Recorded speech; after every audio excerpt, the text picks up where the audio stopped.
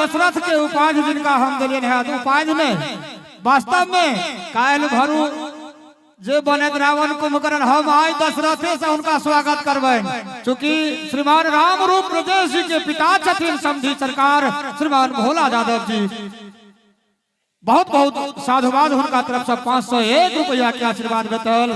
हम चाहब जो जोरदार थपरी सरियाती सब बरियाती तक सब गोटे एक बेर बजा दियो समधी सरकार के लेल।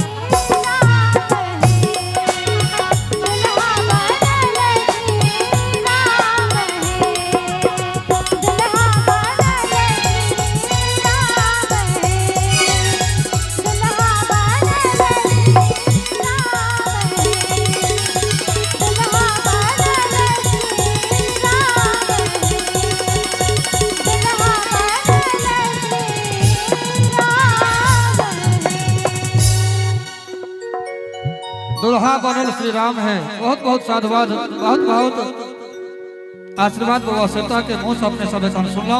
सुंदर सा विवाह गीत कही जे दुल्हन श्रीमन जानकी दुल्हन श्रीमन जानकी दुल्हा अवध किशोर दुल्हन श्रीमन जानकी दुल्हा अवध किशोर धन धन मिथिला वासी हम निस्त बरसावत हमर राम सिरमौर आओ सुंदर सा विवाह गीत हम आमंत्रित करब